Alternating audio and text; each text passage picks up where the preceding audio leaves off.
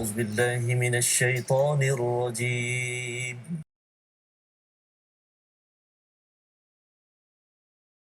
بسم الله الرحمن الرحيم. الحمد لله رب العالمين الرحمن الرحيم مالك يوم الدين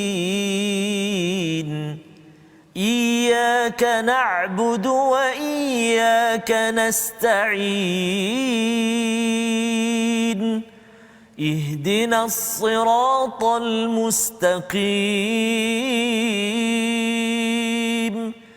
صراط الذين أنعمت عليهم غير المغضوب عليهم ولا الضالين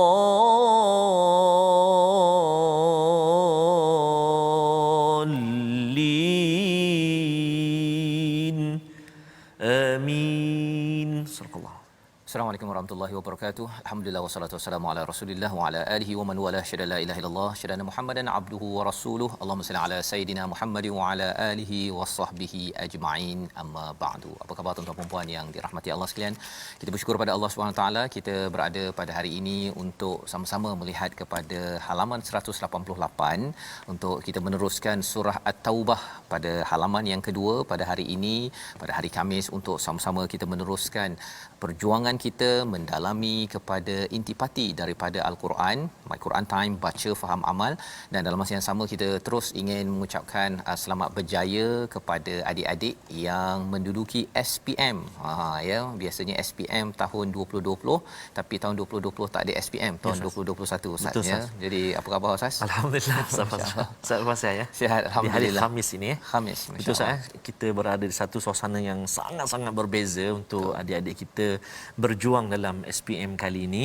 Saya difahamkan Ustaz, maknanya solat pun kat situ, makan dalam kelas apa semua, penjarakan. Jadi ini satu norma barulah. Norma baru. Apapun Ustaz, teruskan berjuang adik-adik kita, mudah-mudahan barakah Al-Quran dan juga barakah adik-adik jadi anak-anak soleh dan salihah. Allah Subhanahu Wa Taala permudahkan dan Allah Subhanahu Wa Taala kurnia kejayaan. Amin ya rabbal alamin. Amin ya rabbal alamin. Dan ini akan menjadi sejarah, ya, Yes, sejarah dalam kehidupan manusia lah. Betul, sebenarnya ya, bukan sekadar untuk adik-adik yang menduduki SPM, ibu ayah beri semangat kepada mereka, banyakkan berdoa ya, dan moga-moga dengan amalan kebaikan soleh ibu ayah Amin.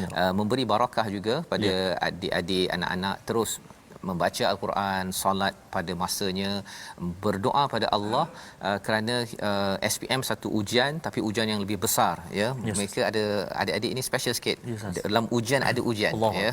Menghadapi ujian SPM dalam keadaan ujian yang besar di peringkat satu dunia, dan kita pun tak tahu apakah yang akan berlaku ke hadapan ya, bila kita akan terbang balik ya, bila lagi yang norma biasa kita laksanakan dapat buat, ataupun kita mungkin akan hidup 2-3 tahun ke hadapan ini dengan cara begini. Jadi kita bersyukur pada Allah SWT, kita diberikan peluang untuk mendalami, mendekati Al-Quran. Itu salah satu modul yang Allah susunkan untuk kita. Mari sama-sama kita mulakan majlis kita pada hari ini dengan doa ringkas kita. Subhanakala ilmalana illa ma 'allamtana innaka antal alimul hakim. Maha suci-Mu ya Allah, ya, tidak ada ilmu kecuali yang Engkau ajarkan, sesungguhnya Engkau yang Maha mengetahui, Engkau yang Maha bijaksana. Rabbi zidni ilma. Kita lihat kepada sinopsis pada halaman 188. Bermula daripada ayat yang ke-7, kita akan melihat kepada sebab pemutusan perjanjian dengan orang musyrik dan mengapa diseru untuk memerangi mereka. Sebagaimana yang kita tahu, surah At-Taubah ini adalah surah perang ya, tidak ada bismillah di sini Ustaz ya. Yang pertama ayat 7 hingga 10. Dan kemudian kita akan melihat pada ayat 11, nasib akhir bagi orang musyrik sama ada boleh bertaubat ataupun boleh diperangi ya. Jadi ada dua syarat, sama ada perlu bertaubat ataupun perlu diperangi. Kerana apa? Kerana mereka selama ini sudah pun membuat kerosakan di bumi Mekah, di bumi Madinah. Dan kita teruskan pada ayat 13, anjuran untuk memerangi orang musyrik yang merosakkan sumpah dan perjanjian mereka. Jadi kita akan lihat rupa-rupanya perang di dalam Islam bukanlah kerana kita ingin menyerang, tetapi kerana melindungi, ataupun kita apabila berjanji, pihak yang satu lagi yang tidak beriman tidak mengotakan janji. Ya, dalam satu negara bila ini berlaku, sebenarnya orang ini tidak layak berada di sesebuah negara tersebut. Ya, kita ada peraturan, kita bukannya pakai undang-undang hutan. Jadi ini yang kita nak belajar. Kita tengok, kita mulakan pada ayat 7 hingga 11 bersama Ustaz Tarmizi Abdul Rahman. Terima kasih kepada Ustaz Fazrul. Bismillahirrahmanirrahim. Assalamualaikum warahmatullahi wabarakatuh. Alhamdulillah, thumma alhamdulillah, wassalatu wassalamu ala Rasulillah wa ala alihi wa sahbihi man wala ba'da. Tuan-tuan dan puan-puan sahabat Al-Quran, ibu ayah yang dikasihi Allah Subhanahu wa taala sekalian, kita berada di halaman 188 Ustaz. Itulah halaman kedua daripada surah At-Taubah. Betul. Surah yang kita kata apa Ustaz? Senantiasa bersiap siaga dan penuh dengan peringatan. Betul. Ayat 1 hingga 6 Ustaz ya. Dia adalah komentar selepas dah menakluk kepada Mekah. 1 hingga 6 yang semalam lah yang kita tengok. Hari ini 7 ke atas ini ada beberapa belas ayat. Betul. Akan bercerita tentang sebelum masuk ke Mekah.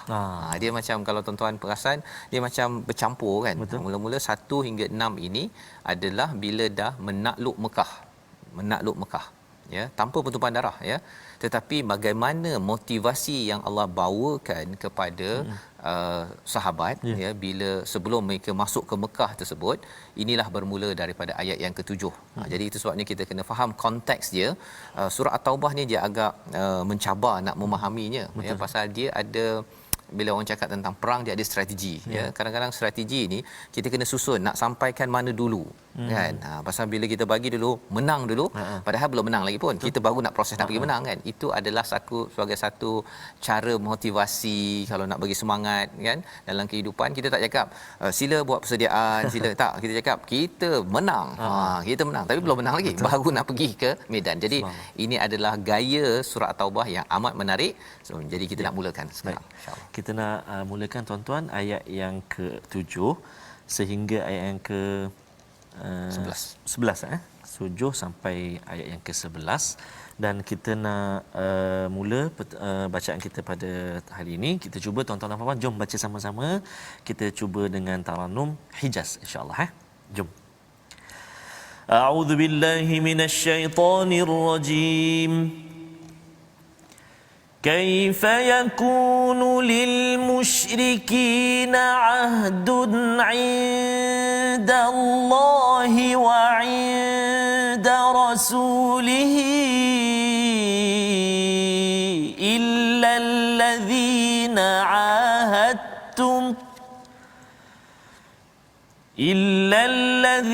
عاهدتم عند المسجد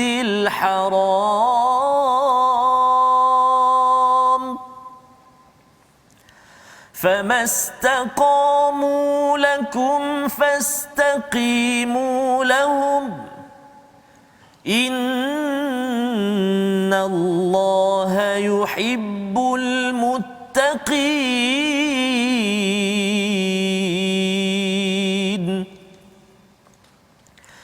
كيف وإن يظهروا عليكم لا يرقبوا فيكم إلا ولا ذمة يرضونكم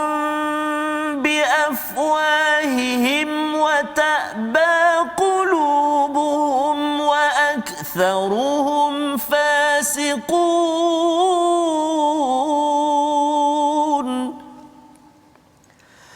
اشتروا بآيات الله ثمنا قليلا فصدوا عن سبيله إنهم ساء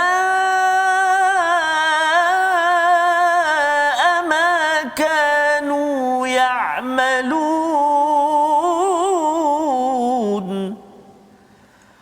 لا يرقبون ولا ذمة وأولئك هم المعتدون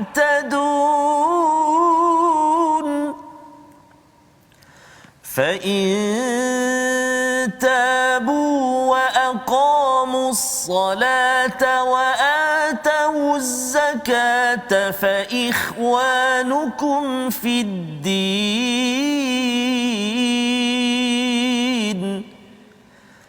ونفصل الآيات لقوم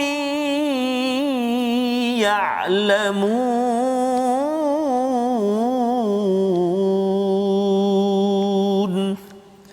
صدق الله العظيم. Surah Al-Azim, gitulah bacaan daripada ayat 7 hingga 11 untuk memulakan bahagian kedua, ya. Kalau bahagian pertama daripada surah At-Taubah ayat 1 hingga 6 ini bercerita tentang kemenangan selepas pembukaan kota Mekah pada tahun 8 Hijrah, ya. Tetapi apa yang berlaku pada ayat 7 ini Allah bawakan kepada sebelum menang, ya, sebelum menang. Ini berlaku apa yang dinyatakan kaifa yakuna lil musyrikin, bagaimana mungkin ada perjanjian di sisi Allah dan Rasulnya dengan orang-orang musyrik kecuali dengan orang-orang yang kamu telah adakan perjanjian dekat Masjidil Haram. Apa yang dekat Masjidil Haram, Ustaz? Namanya Hudaibiyah. Ya. Hudaibiyah. Kalau kita pergi ke Mekah itu kan, yang bangunan runtuh tu kan, hitam tu kan, yang hitam, batu-batu itu. Banyak orang ambil gambar tu, Ustaz. Ambil gambar ada yang nak ambil batu lah kan, lepas tu dia nak cari pokok Hudaibiyah lah kan, macam-macam lah ya. Tapi sebenarnya tempat itu tidak adalah apa kecuali ia berlaku peristiwa Nabi daripada Madinah rindu balik kampung, Ustaz, ya, balik kampung sampai Hudaibiyah tu tertahan, ya, dan kemudian berlaku perjanjian Hudaibiyah, ya, pada tahun apa? Pada tahun 6 Hijrah. Nah, ini dia punya sejarahnya, ya, 6 Hijrah. Kalau kita cakap tentang ayat 1 hingga ayat yang ke-6 tadi itu dibacakan ketika peristiwa haji yang dipimpin oleh Abu Bakar, ya. Saidina Ali bawa ayat tersebut turun untuk Abu Bakar bacakan ketika haji tahun 9 Hijrah, ya. Jadi 8 Hijrah pembukaan Mekah, 9 Hijrah haji pertama, tetapi haji itu Nabi tak ikut. Nabi tak ikut pasal Nabi nakkan kalau boleh clear dulu segala apa berhala-berhala apa sebagainya. Tahun seterusnya barulah Nabi menunaikan haji. Baik. Jadi di sini Allah menyatakan tentang bagaimana mungkin ada perjanjian di sisi Allah dan Rasulnya dengan orang musyrik. Dengan orang musyrik ini tidak boleh ada perjanjian selamat kecuali dengan orang yang kamu telah adakan perjanjian dengan mereka di Masjidil Haram, iaitu Hudaibiyah. Jadi Allah mengiktiraf kepada perjanjian di Hudaibiyah itu. Famastaqamu, ya, selama mereka itu lurus, ya, istiqamah mengikut pada perjanjian tersebut, kamu kena istiqamah. Maksudnya kamu kena jaga perjanjian tersebut. Innallaha yuhibbul muttaqin. Allah suka pada orang yang takwa. Apa maksud takwa di sini? Orang bertakwa ialah orang yang berjaga-jaga. Dan orang yang bertakwa ini adalah orang yang sentiasa menjaga kepada perjanjian. Itu dia punya ideanya daripada ayat yang ke-7. Itu sebabnya dalam hidup kita ini perjanjian ini penting, Ustaz, ya. Strategi perjanjian ini juga digunakan banyak dalam kehidupan Nabi sallallahu alaihi wasallam. Kita mungkin berbeza pendapat, berbeza agama, berbeza organisasi, tetapi salah satu cara untuk menuju kepada kejayaan adalah dengan perjanjian. Syaratnya ialah apa? Kita kena jaga istiqamah dengan perjanjian tersebut, dan kalau pihak sana okey, kita akan okey. Tapi kalau pihak sana putus, yang kalau ikut dalam perjanjian Hudaibiyah ini adalah 10 tahun tak berperang. 10 tahun tak berperang. Tetapi apa yang berlaku? 6 Hijrah mereka berjanji. Masuk tahun ke-7 itu, Ustaz, dia dah mula yang sebelah musyrik dia pecah kontrak. Pecah kontrak. Jadi apa yang berlaku ialah Nabi dan sahabat pun pecahlah. Maksudnya kata tak ada dah. Dalam surah Al-Anfal kita dah belajar, kalau orang sebelah sana pecah perjanjian dan kita tak ada dah, kita serahkan balik, saya tak akan berjanji lagi dengan awak. Maka pada waktu itulah peristiwa Fathu Mekah berlaku. Ya, maksudnya Nabi istilahnya menyerang kepada Mekah, tapi tidak ada pertumpahan darah pada waktu itu, ya. Jadi innallaha yuhibbul muttaqin ini maksudnya Allah suka pada orang bertakwa yang berhati-hati hati dengan orang yang berjanji tak tepati. Ya. Ya, dan dalam masa yang sama kita sebagai orang bertakwa pegang sampai ke hujung Ya. perjanjian yang ada. Jangan kita rasa macam manfaatnya tak bagus, saya nak pecah kontrak contohnya. Itu bukan ciri orang yang bertakwa. Baik. Pada ayat yang ke-8 sekali lagi Allah bertanya, kaifa wa in yadhharu, bagaimana mungkin ada perjanjian padahal jika mereka dapat mengalahkanmu, mereka tidak memelihara hubungan kekerabatan denganmu dan tidak juga mengendahkan perjanjian. Mereka menyenangkan hatimu dengan mulutnya sedangkan hatinya menolak. Kebanyakan mereka adalah orang yang fasik, tidak menepati janji. Jadi ini ciri orang yang fasik, bukan orang yang takwa. Apa ceritanya? Orang yang kalau mereka menang, la yarqubu, mereka tidak akan menjaga kaum kerabat mereka dan juga zimmah ni perjanjian. Ya. Jadi ini ciri apa? Ciri orang-orang fasik. Ya. Orang fasik yang di kalangan orang-orang kafir pada waktu di Mekah itu tadi. Jadi apa-apa yang nak ditekankan di sini, orang-orang fasik ini Ustaz ya, dia punya perkataannya itu manis. Istilahnya yurdunakum bi afwahihim. Dia akan cakap okey kan, tapi di belakangnya itu wata'ba qulubuhum, bagai tebu meniti di bibir. Seperti apa, menanam tebu di bibir. Bukan meniti tebu Ustaz, menanam tebu di bibir ya. Maksudnya dia memang cakapnya okey, bila berbincang-bincang tu okey semua, setuju, belakang dia Allahuakbar. Ya, istilahnya wata'ba aba kan. Kalau dalam hadis Nabi itu semua orang dijemput untuk masuk syurga illa man aba, ya, yang enggan kepada, dan hati mereka ni enggan. Mereka ni cuba untuk melawan. Wa aktsaruhum fasiqun, kebanyakan mereka ini adalah orang yang fasik. Jadi ini Allah bongkarkan tentang sifat orang-orang yang bersama dengan Nabi. Terutama bila Nabi sudah ada di Madinah, ada kuasa. Jadi ramailah orang yang bercakap dan cuba membina perjanjian. Bila dah ada kuasa Ustaz. Bila kita tak berapa terkenal, tak ada kuasa, orang tak nak berjanji. Betul. Tapi bila kita dah ada, ramailah orang nak nilah, nak bekerjasamalah apa sebagainya. Pada waktu itu kita sebagai orang bertakwa kena jaga perjanjian tersebut, jangan kita mungkiri. Dan kalau kita ada berjanji dengan seseorang itu kita janji okey, kita nak buat A B C. Tapi tengah-tengah tu dia kata saya tak naklah bekerjasama, orang itu blacklist. Blacklist itu yang Nabi buat kepada perjanjian Hudaibiyah, ya. Kerana blacklist itu akhirnya Nabi okey, jalan juga kan. Pasal apa? Pasal dalam hidup kita ni kadang-kadang kita boleh buat sendiri, kerjasama lagi bagus. Kan? Tapi kalau orang sana itu buat perangai, kita jalan sendiri. Itu adalah perkara yang disampaikan pada ayat nombor 8. Ayat nombor 9. Ayat nombor 9 ini mungkin kita nak baca sekali lagi Ustaz, ya, untuk menjelaskan tambahan lagi tentang orang yang fasik yang kita harap kita tidak jadi di kalangan orang-orang begini. Ayat 9 surah At-Taubah bersama Ustaz. Baik, terima kasih Ustaz Fazrul. Ayat yang ke-9, tuan-tuan dan puan-puan, jom kita ulang baca, kita pasakkan. A'udzubillahi minasyaitonir rajim. Ishtarau bi ayatillahi thamanan qalilan fasaddu an sabilihi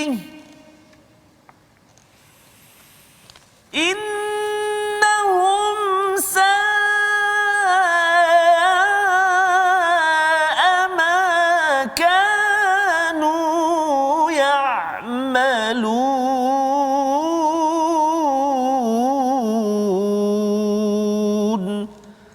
Sadaqallahul azim.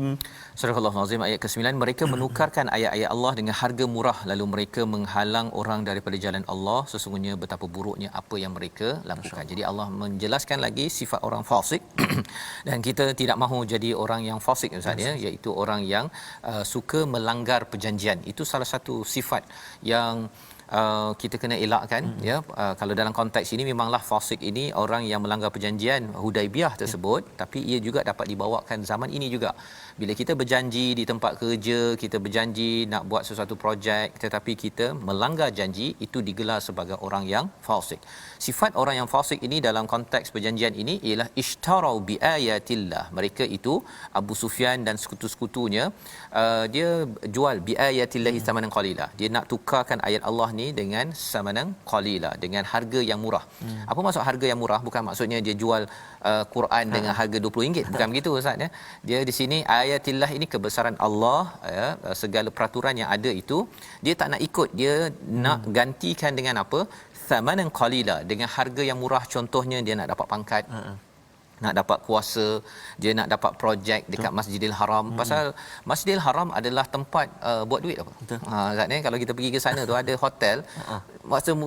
Masa musim haji je yang dia muncul, yang lain tu senyap je, dia gelap je kan. Pasal apa? Banyak untung. Banyak untung. Jadi bagi orang-orang yang berada di Mekah ini ialah mereka nak yang untung kecil ini. Mereka nak kalau boleh ada kuasa menjadi pemberi minum pada orang pergi haji, pasal di situ ada kuasa. Kan?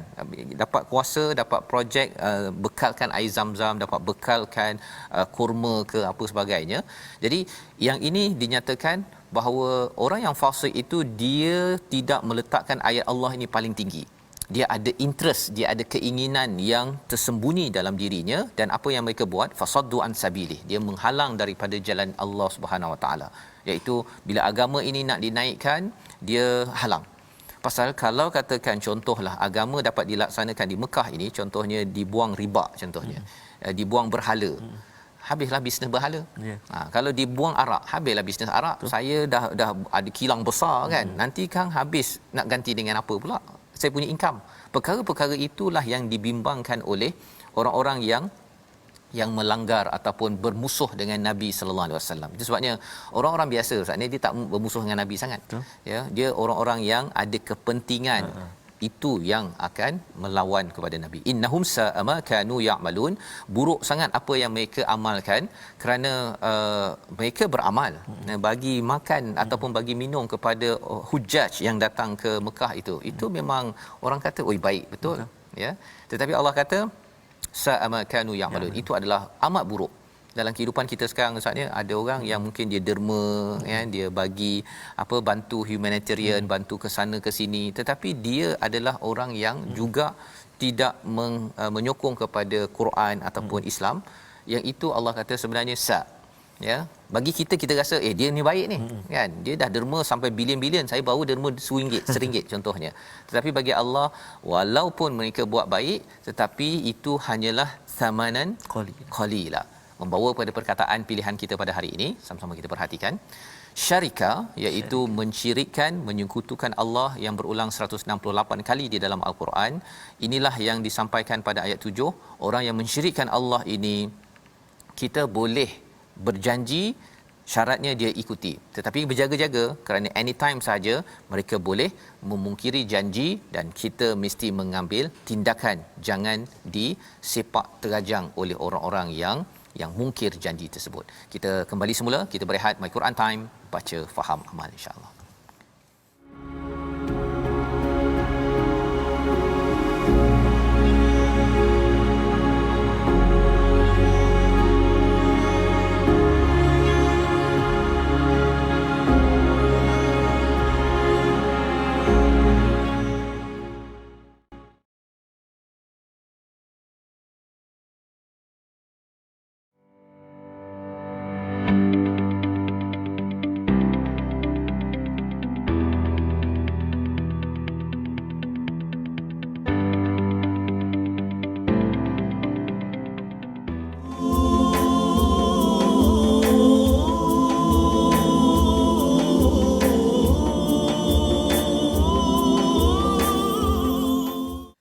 لبيك اللهم لبيك لبيك لا شريك لك لبيك إن الحمد والنعمة لك wal mulka la syarika lak labbaik. Allahu akbar. Ustaz Fazrul Ya. rindu kita. Selalu setiap tahun kita dengar sahabat-sahabat kita dan kita sendiri pun kena merasai suasana bertalbiah Tersebut. mudah-mudahan tuan-tuan kita cerita pula pasal tadi Hudaibiyah dan sebagainya. Betul. Dan Hudaibiyah merupakan salah satu tempat untuk para jemaah bermiqat Yes. pergi tengok pergi ziarah dekat Hudaibiyah. Tapi kalau pergi Hudaibiyah ni biasanya diorang teruja apa Ustaz? Nak pergi kat ladang unta. Oh, ladang unta. Nak minum susu unta, ladang Susu unta. Subhanallah. Jadi mudah-mudahan Allah Subhanahu Wa Taala permudahkan kita mengangkat wabak ini, beri peluang lagi kepada kita untuk kita menziarahi Madinah, Makkah Al-Mukarramah, menunaikan fardu haji dan juga umrah. Mudah-mudahan ya, insya-Allah taala tuan-tuan dan puan-puan sama-sama kita doa insya-Allah taala. InsyaAllah. Dia sebenarnya Ustaz ni bila dulu saya bawa ada satu kumpulan jemaah untuk umrah ni kan. Jadi bila sampai kat Hudaibiyah ni ada orang yang dia ambil gambar, tak apalah, tak ada masalah kan. Tapi lebih daripada itu semangat daripada Hudaibiyah itu sebenarnya ya, dia bukan sekadar gambar yang senyum-senyum sahaja tapi di sebalik Hudaibiyah itu adalah air mata sebenarnya. Betul, kan. betul, Pasal apa 400 km lebih tu jalan, lepas tu sila mati. patah balik. Barat tak ada apa-apa, tak boleh Ya, pada 6 Hijrah. Tetapi kerana sahabat memang betul-betul ikut Nabi kan, awalnya tak puas hati juga Umar apa sebagainya kan, tetapi bila ikut Nabi, berkat daripada perkara tersebut ialah 8 Hijrah saja Fathu Mekah. Ya, subhanallah. Malah sebenarnya konflik berlaku kat situ ketika di Hudaibiyah itu sampai Allah turunkan surah Al-Fath. Kan, surah Al-Fath itu kalau di Hudaibiyah tu memang kena dibaca, bukanlah wajib baca kan, tapi tadabbur, ambil pelajaran ya, untuk apa, agar bila tuan-tuan sampai ke Hudaibiyah ataupun miqat di Hudaibiyah nantilah Ustaz ya, kita dapat peluang lagi ke umrah nanti bila dah dibuka nanti tuan-tuan, jomlah kita baca balik ayat ini, kita tahu rupanya Hudaibiyah itu adalah salah satu daripada poin penting kemenangan. Ya, kemenangan. Kan. Tapi nak dapat kemenangan, waktu itu konflik berlaku. Sahabat pun siap tanya Nabi, mengapa Rasulullah itu dipotong kan? Tinggal Muhammad bin Abdullah sahaja. Sahabat kerana dah semangat dah ni. Kan, kita dah daripada Madinah, kita boleh je nak serang kan. Tapi Nabi kata kan, subhanallah, tak boleh. Jadi bagaimana ketaatan kepada seorang ketua dan dalam masa yang sama ketua juga menyantuni orang bawah, penting juga tu kan. Itulah Hudaibiyah di mana kita dapat miqat di situ dan harapnya bila kita baca ayat ini tadi kita jelas rupanya Hudaibiyah ini ada semangat yang besar untuk kita Ustaz. Betul Ustaz, masya-Allah.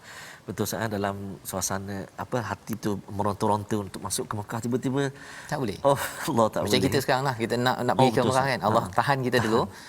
Ada sesuatu yang special selepas ini. Mudah-mudahan tuan-tuan nanti kita sampai dekat Hudaibiyah nanti kita minta Ustaz Fazrul cerita balik, ataupun saya baca atau kami baca, Ustaz Fazrul cerita balik masa dekat Hudaibiyah. Bila dia boleh sampai kita menangis sebenarnya Ustaz, sampai ke situ.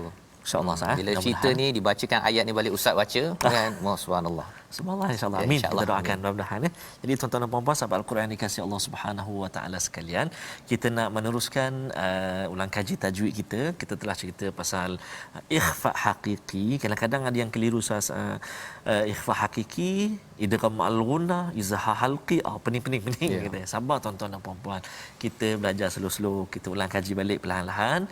Mudah-mudahan kita diberi kemudahan untuk memahami dan mengingati balik. Baik, kita nak tengok hari ini perbezaan sedikit perbezaan di antara ikhfa hakiki dengan idgham.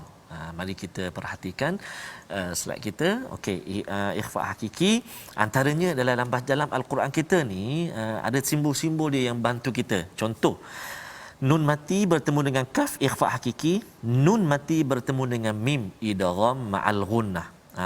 Kita perhatikan bentuk dia tu. Contoh, nun mati bertemu dengan kaf. In kuntum, nun mati bertemu dengan kaf dengan nun mati bertemu dengan ta. Di atas huruf nun itu kosong, tak ada tanda. Atas huruf nun tu kosong, tak ada apa-apa tanda. Dan juga di atas huruf kaf itu dia hanya ada baris saja, dia tak ada sabdu. Dia ada baris. Contohnya kuntum tu kaf tu baris depan, ta tu pun baris di hadapan. Itu menunjukkan, menandakan ikhfa haqiqi. Kan. Kemudian kalau kita tengok kalimah di bawah tu pula, iaitu idgham ma'al gunnah pula, nun mati juga tapi bertemu dengan mim. Kita perhatikan huruf mim selepas huruf nun itu di atasnya ada tanda sabdu. Kadang-kadang kita lupa apa huruf ikhfa. Jadi bila kita tengok nun mati bertemu dengan mim, ada sabdu. Ini bukan ikhfa, ini idgham. Contoh kan. Jadi itu antara tanda-tanda dia. Itu dua contoh. Kemudian kita tengok dua lagi contoh. Tanwin juga bertemu dengan mim lagi, iaitu kalimah ithmam mubina. Tanwin bertemu dengan mim. Perhatikan mim itu turut ada sabdu atas dia. Jadi menandakan tanwin itu bila bertemu dengan huruf selepasnya, kalau contoh ini huruf mim ada sabdu, itu bukan ikhfa, tapi itu adalah idgham. Idgham apa? Idgham ma'al gunnah. Kemudian kita tengok pula contoh yang kedua, sa'idan juruza. Tanwin bertemu dengan jim. Tanwin bertemu dengan jim, iaitulah ikhfa hakiki, iaitu huruf jim, yang mana tanwin itu bertemu dengan huruf jim. Huruf jim itu tak ada tanda sabdu. Jadi inilah antara contoh-contoh ataupun clue-clue dalam kalimah-kalimah yang ulama-ulama tajwid tentukan ataupun menyatakan, macam contoh tadi di atas huruf nun tak ada tanda, kosong, tak ada tanda sukun dan sebagainya, tak ada tanda bulat kan, bertemu pula dengan huruf selepas tu tak ada sabdu, ikhfa hakiki. Kalau ada sabdu, idgham.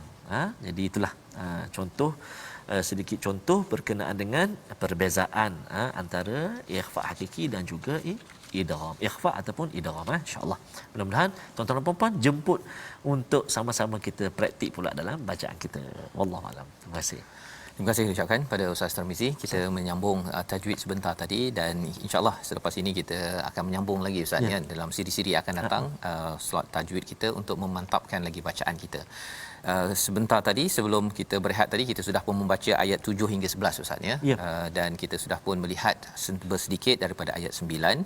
Pada ayat yang ke-10 Allah mengulang balik apa yang ada pada ayat yang ke-8, la yarqubuna fi mu'minin illa wala dhimmah, iaitu sifat orang fasik ini dia macam Allah bongkar demi bongkar, dan ini kita kena ingat sebelum daripada peristiwa Fathu Mekah.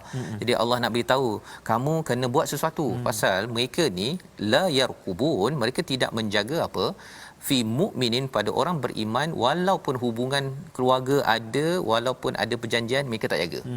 Mereka tak jaga. Pasal apa? Pasal macam contohnya kalau bukan agama, kalau masuk agama Islam, mereka sanggup je bunuh anak mereka, sanggup saja denda kepada pembantu mereka. Itu yang berlaku, dan juga zimmah, kalau ada perjanjian pun mereka akan la yarqubun juga, mereka tidak memerhatikan secara saksama. Maka Allah kata wa ulaika humul mu'tadun, mereka itulah yang melampau batas. Dengan sebab mereka melampau batas ini dalam peristiwa Hudaibiyah, mereka yang mulakan dahulu Ustaz, mereka yang tak mengikut pada perjanjian tersebut, kurang 2 tahun habis perjanjian, maka mereka yang diserang oleh orang Islam kerana awalnya mereka menyerang. Bukan pasal orang Islam mula dulu. Mereka sendiri yang pergi menyerang orang sana, padahal dah berjanji 10 tahun tidak akan menyerang. Cuba kita bayangkanlah kalau di dalam negara kita ini, kita dah berjanji, kita ada peraturan pelbagai agama, tapi ada satu kumpulan ni dia nak pergi bermusuh dengan kumpulan yang lain. Sudah tentu orang ini bahaya kepada negara. Dan ini yang Nabi buat, di mana Nabi mengenepikan orang-orang yang membuat masalah. Yang lain okey, yang bukan Islam tapi tak buat masalah ini tidak dikenakan apa-apa, terus dalam keadaan aman. Jadi Islam ingin membuang kanser-kanser yang ada di dalam sesebuah masyarakat. Tetapi kalau mereka bertaubat, ayat 11 ni nak ceritanya adalah umat Islam adalah umat yang berperanan begini, fa in tabu wa aqamus solah, jika mereka bertaubat. Apa tanda mereka bertaubat? Mendirikan solat dan juga menunaikan zakat. Fa ikhwanukum fid din, mereka itu adalah saudara kepada dalam agama. Jadi kalau dah dia taubat, kadang-kadang jadi taubat Ustaz, tapi bila cakap apa tanda awak taubat? Solat tak solat, zakat tak nak, itu tak taubat. Dia mesti ada 2 tanda, dan ini dibincangkan oleh ulama dalam Islam. Kalau orang itu dia ingin kembali pada Allah, dia mesti solat, dia mesti bayar zakat. Kalau dia awak nak bertaubat, nak solat tak? Malas lah. sebenarnya ada masalah sikit pada orang tersebut, ya. Itu bukan taubat yang sebenar-benar, itu bukan taubat nasuha, taubat yang diterima, itu mungkin taubat apa Ustaz? Taubat. Taubat, ya. Jadi aqamu solah hubungan dengan Allah, dan wa atau zakah itu maksudnya ialah hubungan dengan manusia. Dia akan berbuat baik berbanding yang sebelum ini, suka memungkiri janji, suka menyusahkan orang, tapi kali ini kerana sudah bertaubat dalam sebuah negara yang dipimpin oleh Islam, dia akan sentiasa memberi manfaat kepada orang di sekelilingnya. Itu kesan zakat. Dan di situ hujung itu Allah kata wa nufassilul ayati liqaumi ya'malun. Kami jelaskan ayat-ayat ini kepada kaum yang ingin mengetahui. Nak tahu apa? Nak tahu bagaimana ciri umat Islam ataupun umat yang beriman pada Allah. Ya. Orang yang beriman bila ada ilmu, dia tidak ikut emosi. Apa maksud tak ikut emosi? Orang buat silap. Kata contoh Abu Sufyan berapa puluh tahun lawan Nabi dekat Mekah itu, ya, bila Nabi kat Madinah pun dia lawan Badar, Abu Sufyan yang ketuai. Tapi bila Abu Sufyan akhirnya dalam masa 4 bulan, kan diberikan masa 4 bulan untuk mereka bertaubat ke tidak. Kalau tidak mereka kena get out daripada Mekah. Abu Sufyan masuk Islam. Subhanallah. Masuk Islam ketika Fatuh Mekah tersebut. Jadi nak ceritanya apa? Untuk orang yang berilmu, bila dia nampak perkara ni, oh sebenarnya Islam bukan agama paksa orang masuk Islam, bukan agama serang orang, tetapi agama yang menyerang kalau diserang. Ya, agama yang beri peluang, tetapi kalau dah beri peluang pun tak nak, then maksudnya sila ambil, cari tempat lain. Jangan duduk di tempat yang menyusahkan rakyat di sekitar situ. Pasal bila mungkin janji ni macam-macam perangai dibuat. Mereka nak riba, ya, mereka nak apa lagi, nak menekan pada orang miskin, nak kaya sekaya-kaya, rasuah dan sebagainya. Ini yang diselar di dalam Islam. Jadi kita nak sambung pada ayat yang ke-12 dan ayat yang ke-13 untuk memahami lebih lagi tentang muka surat ini. Banyak cerita pasal mungkir janji. Betul. Mungkir janji yang kita kena berhati-hati, jangan main ataupun ambil ringan. Kerana kita dah duduk dalam satu tempat, kita rasa macam dah selesa, tak kisahlah orang mungkir janji ke tidak. Pasal mungkir janji menyebabkan negara boleh tergadai. Sila Ustaz. Betul. Baik, tuan-tuan dan puan-puan sahabat Al-Quran yang kasih Allah Subhanahu taala sekalian, kita menyambung dua ayat yang akhir dalam halaman 188, ya. Tuan-tuan dan puan-puan, sedar tak sedar, Allahu akbar, kita dah berada di juzuk yang ke-10. Allahu akbar. Dah nak 1/3 daripada Al-Quran. Kalau tuan-tuan yang memang setiap hari mengikuti membaca, kita dah baca tuan-tuan dan puan 188 muka surat dah. Nak masuk juzuk yang nak habis juzuk yang ke-10 ni. Sebuah tahniahlah, ya tuan-tuan dan puan-puan. Teruskan semangat. Mudah-mudahan Allah terus beri kekuatan pada kita, insya-Allah, ya. Jadi dua ayat, jom kita baca. A'udzubillahi minasyaitonirrajim. Wa inna kathu aymanahum min ba'di ahdihim wa ta'anu fi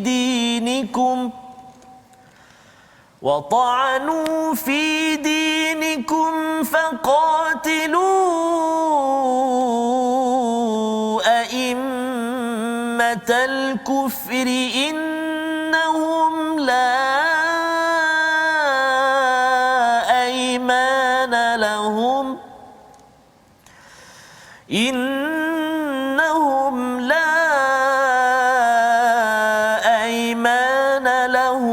la'allahum yantahun. ألا تقاتلون قوما نكثوا أيمانهم وهموا بإخراج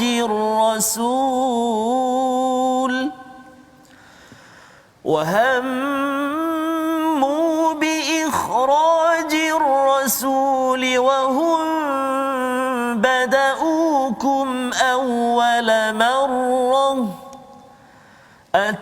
أتخشونهم فالله أحق أن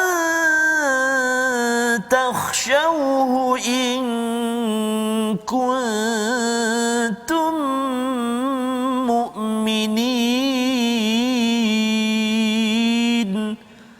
صدق الله العظيم.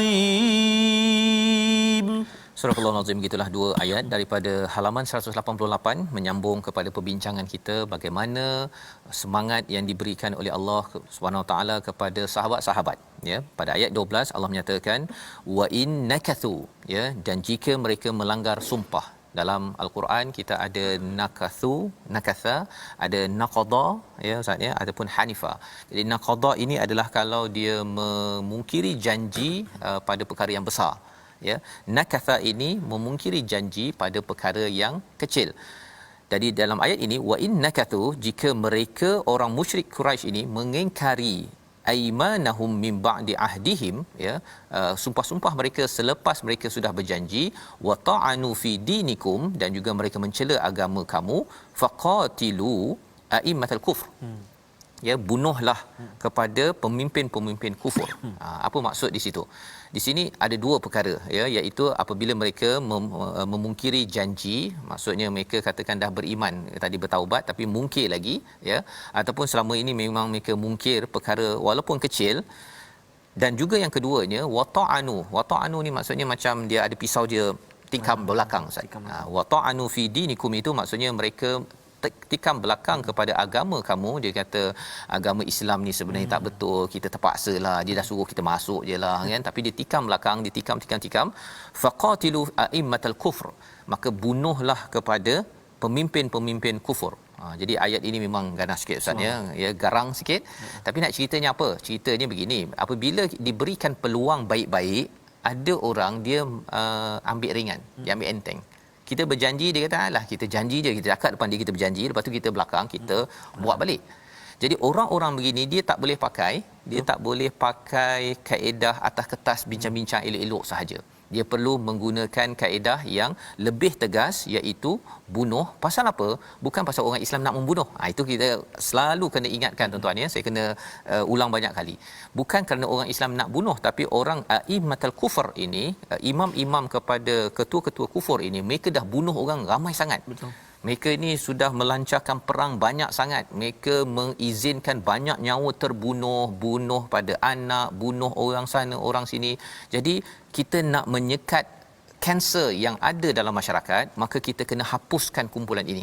Dia lebih kurang macam kalau penjara, Ustaz, ni, kalau ada orang disabitkan kesalahan membunuh, akhirnya dibunuh, kan. Qisas ataupun dalam hukum civil pun ada. Pasal apa? Pasal kalau kita bagi dia, kesianlah dia, bagilah peluang, kan. Bagilah dia peluang dia hidup. Apa kesannya?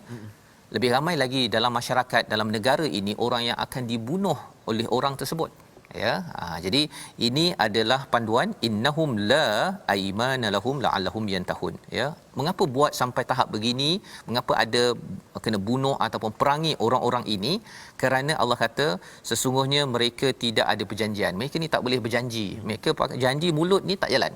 Dia jenis yang memang kena pakai bagi sekali barulah ataupun baru dia akan berhenti. Jadi ini Allah buat agar jangan main-main. Orang-orang lain yang tak yang apa, yang tak diperangi tadi, dia tak ada lepas ni kita boleh main-main dengan orang Islam. Tak ada. No way, man.